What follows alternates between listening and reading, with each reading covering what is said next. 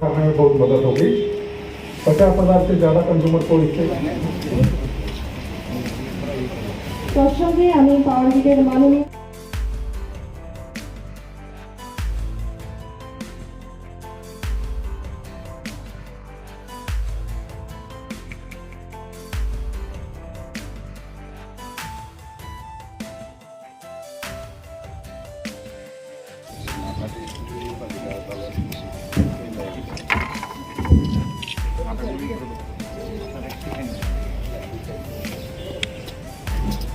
ওই সাইডে যান গেট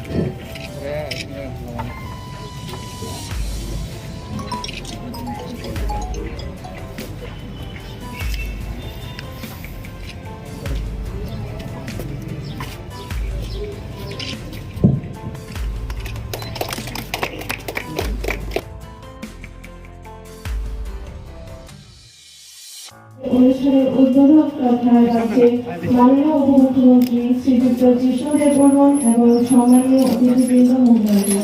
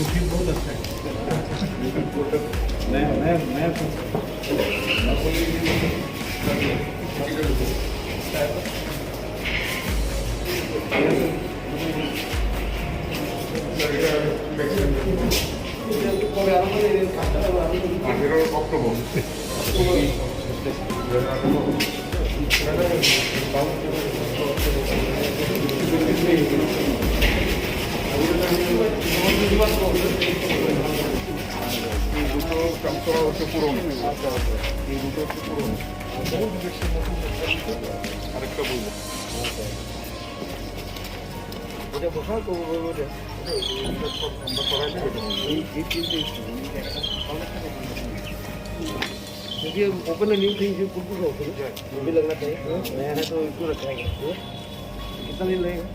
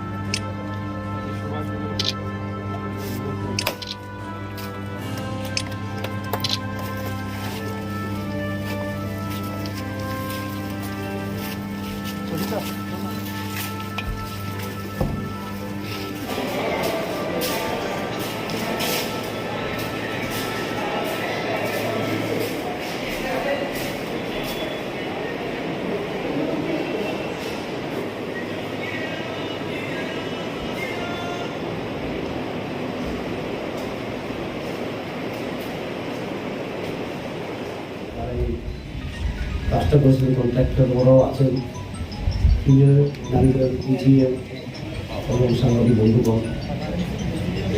অনেক কথা হয়েছে, এটা পুনরাবৃত্তি করার দরকার নেই। অধিকাংশ সাবস্টেশন ত্রিপুরাতে যা আছে সব আউট অফ ডেট হয়ে গেছে,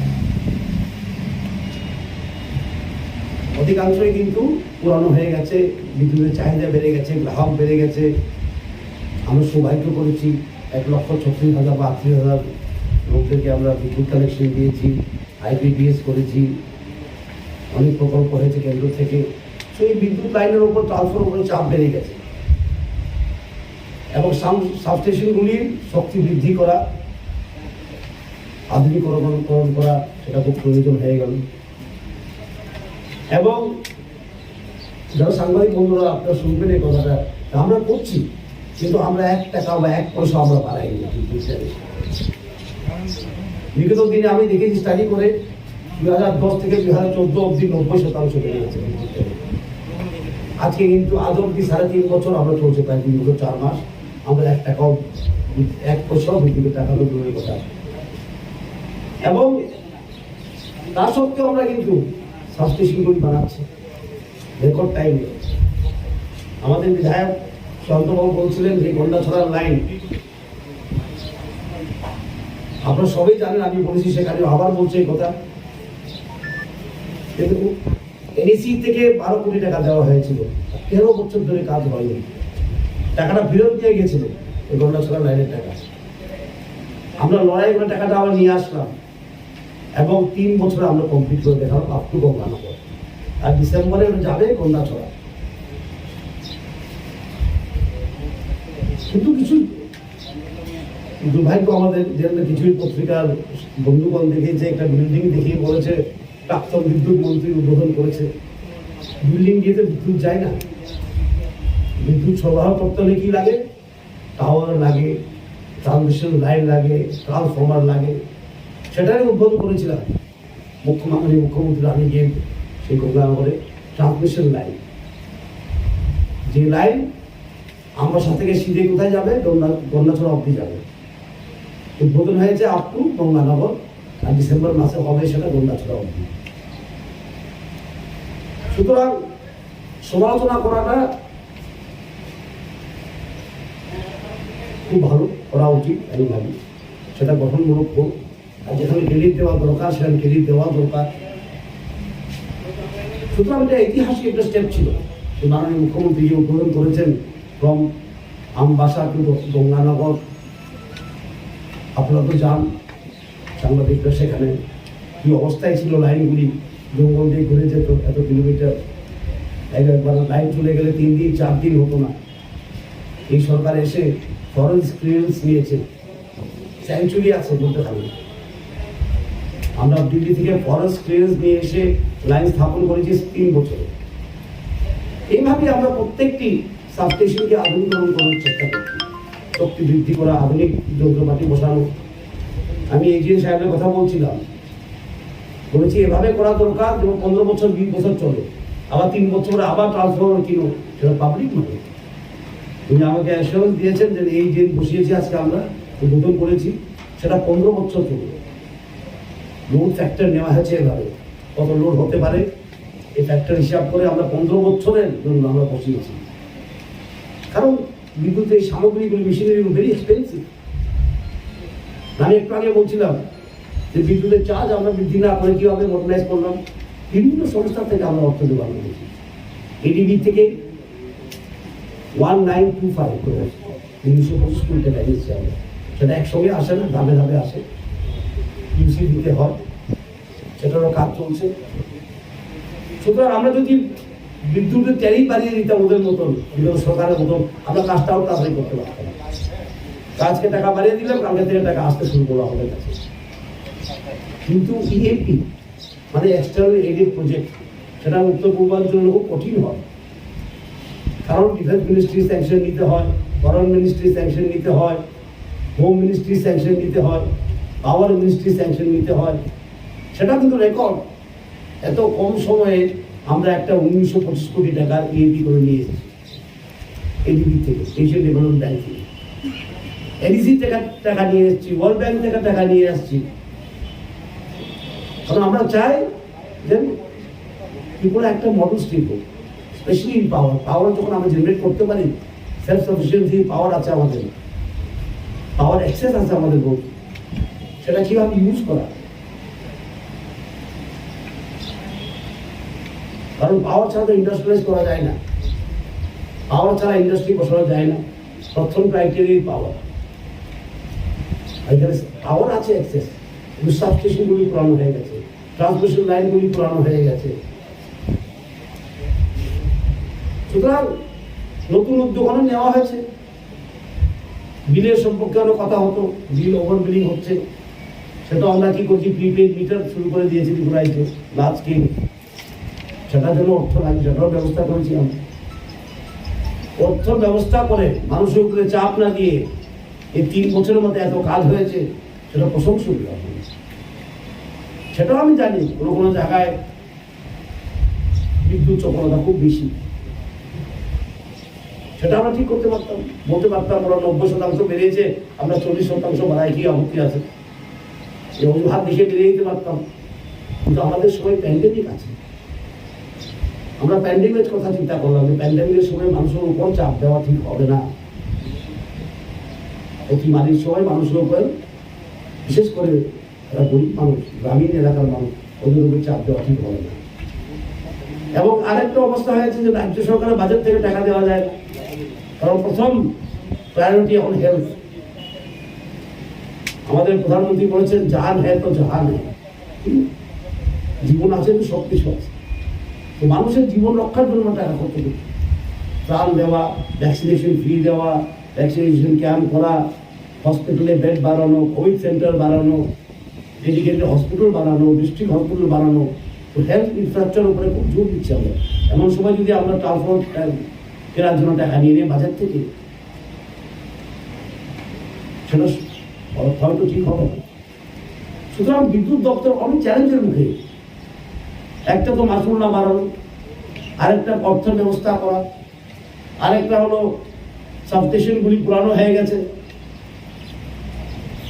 সাবস্টেশনগুলি পুরানো হয়ে গেছে, সেখানে নতুন মেশিন লাগানো, শক্তি বৃদ্ধি করা, এরপরে ফ্ল্যাগশিপ প্রোগ্রামগুলি করা, সৌভাগ্য করা।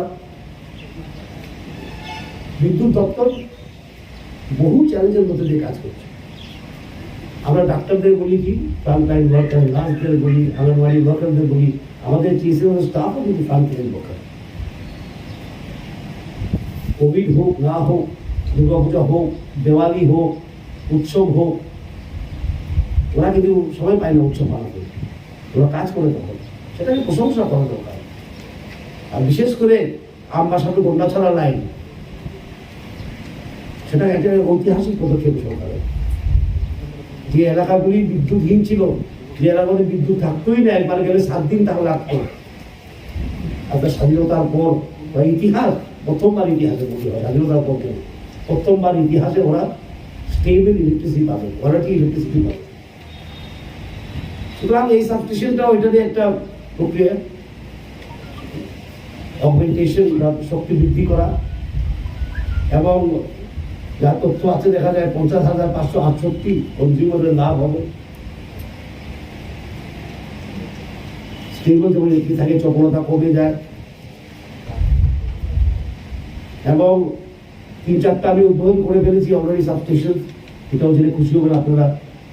আরও গাবুতিতে করবো কয়েকদিনের মধ্যে, 3 দিনের মধ্যে গাবুতিতে করবো। আর কোথায় করবো? বাবুতিয়া করবো, বাবুতিয়া, গাবুতি, সিমনা, 3-4 দিনের মধ্যে লাইন আপ করে দিয়েছি।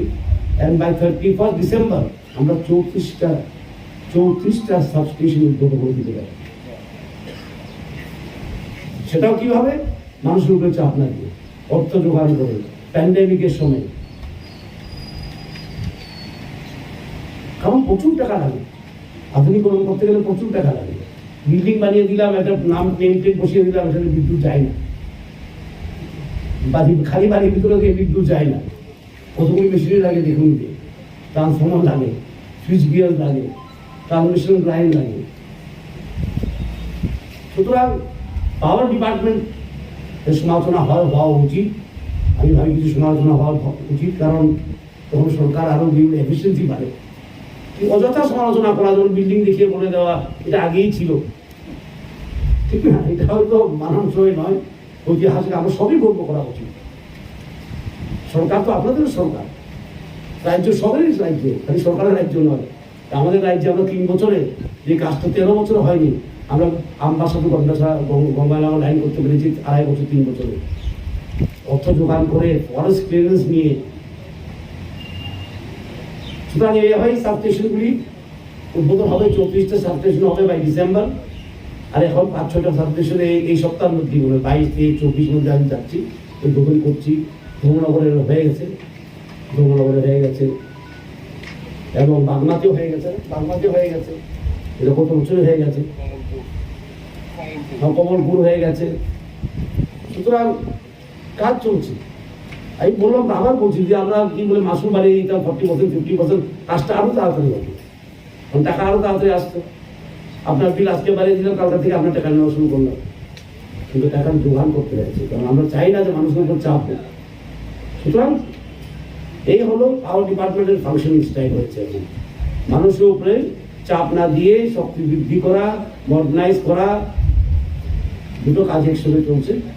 এবং আমি আজকে টিএসসিএলকে ধন্যবাদ জানাই, অভিনন্দন জানাই, ভালো কাজ করেছে এবং রেকর্ড টাইমে করছে। এই এক্সটেনশনটা, সাবস্টেশন এক্সটেনশনটা অক্টোবর মাসে শুরু হয়েছে, আজকে উদ্বোধন হয়ে গেছে। আজকে অক্টোবরে শুরু হয়েছে, আজকে উদ্বোধন হয়ে গেছে। সুতরাং দ্রুত কাজ করাতে এবং ভালো কাজ করাতে, এবং রোড হিসাব করছে ঠিক মতো 15 বছর যেমন আরো আধুনিকরণ না লাগে। সুতরাং ধন্যবাদ জানাই, অভিনন্দন জানাই, যারা কন্ট্রাক্টর ওদের যে অভিনন্দন জানাই, রেকর্ড টাইমে করেছে। এভাবেই কাজ করুন। এগুলো আপনাদের বিদায় নিচ্ছি। বন্দে মাতরম, ভারত মাতা কি